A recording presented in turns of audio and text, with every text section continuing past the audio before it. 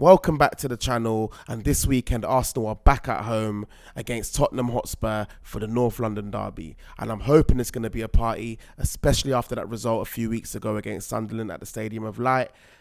Let's get together, let's regain and let's refocus, and hopefully we can get the 3 points this weekend. You know, it's time to just break down where we stand now in the title race and what this fixture means. So if you haven't already, please like, share, comment, subscribe to the channel for more content. We're on the road to 100 subscribers. We're currently sitting on 69. I haven't uploaded as frequently as I would like to, but I'm still here, still working, still grafting, still planning in the background as well.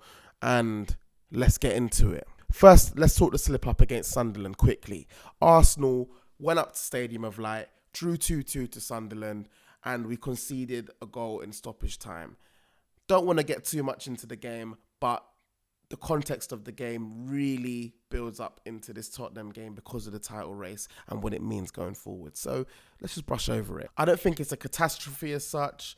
I mean, we would like to have won that game, but Sunderland are just in form at the moment, and the way they're playing with hunger and desire and the physicality, and the Stadium of Light is not a nice place for anybody to go to, especially on a wet, windy, cold night. I sound like Ty right now from AFTV, but it's just the truth.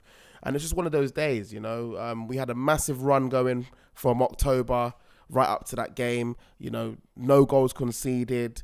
And that's it. It just shows that top teams can be vulnerable. We didn't lose the game. We still got a point. But it just means Manchester City have closed the gap on us. And I don't think we should panic, but it's a wake-up call. The title race can be tight this year and the margins are small. And we've been there before. And it's just quite annoying that once again, when you think you're on top of the league and you're comfortable, the sharks are in the water. But I don't think we should panic because right now Manchester City seem to only have one formula. Without Haaland, I don't know where they would actually be, because I saw a crazy stat where, you know, only Haaland scored, 13, 14 goals. And the rest of the goals are spread out between, you know, I think Cherky or Reinders, or I don't really know their players like that. I don't really pay much attention to them. And then like one of their goals is like an own goal from Burnley or something like that. It's very, very, very, I don't think it's sustainable. But they're Manchester City, it's Pep Guardiola, and they're starting to look like a team that's starting to click. And they just look like they found a way of playing.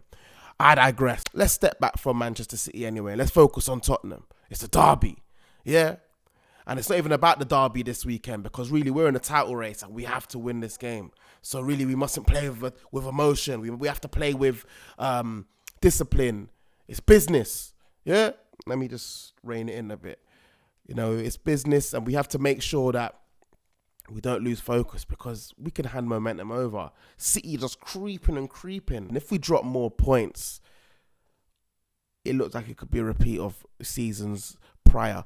But I think this team's more experienced now, and you know, we got the know-how. I think we've got the know-how. We should have the know-how. I mean, when's the better time to do it? I swear if we don't win this league this season, I'm just going to end up, I won't watch. I would have started this flipping YouTube channel for no reason. But we move, man, we move. Now, Tottenham, let's talk about Tottenham at the moment. I mean, since they've got Thomas Frank, a bit of mixed emotions from their fans from what I can see online. You know, some are liking the whole restructure, and some are starting to say it's fossil football or whatever expressions and then man say. From what I can see is that they travel very well, and they will be travelling to the Arsenal. And form coming into this game doesn't mean anything. We always hear this. And I'm just wondering what sort of Tottenham we're going to get on the day, especially from Thomas Frank. Let's see how he sets up. They're becoming more of a set-piece team as well. A lot of their success has come from set pieces recently. So they all come with belief and with all the noise, and they might even see a bit of a chink in the armour and try to follow that Sunderland model. But I'm not worried, because we're the Arsenal and it's time. Let's talk about squad health. Arsenal have key players returning for the North London derby. Gyökeres is back. I think Hazard's floating around there. Madueke too. And I even think Odegaard is floating around too. But however, international break, Gabriel Magalhaes, still being assessed for this abductor injury that he sustained for Carlo Ancelotti's team. And a lot of the fans, including myself, are really, really angry that Gabriel Magalhaes has been played and been risked for such a nothing game, a friendly. And we understand that you're a new coach and you're trying to work out how your team should play and put your best players out. But it could have waited, man. It could have waited. Riccardo Calafiori was seen training alone for Italy and was sent back early. And it looks like it was precautionary, which is good news because, in my opinion, he's been one of our best players at the back and at the front. I mean, it's like every game, every video I do, I've got to talk about it. But we're not certain if he's going to play, but I think he would play. I think Gyökeres is back, if I haven't said that already. And, you know, the Gabriel news is really, really a grey cloud over this fixture. But we've still got Hincapié at the back. We've got Mosquera. We've got options. So, although there's reason to be worried, we've got more than adequate cover for those positions, and that's why the recruitment this summer was good. Let's just hope that they do the business this weekend when it comes to playing against the boys from down the lane. So here's how we beat Tottenham, and to be fair, this is how we beat every team in the league if we do it correctly.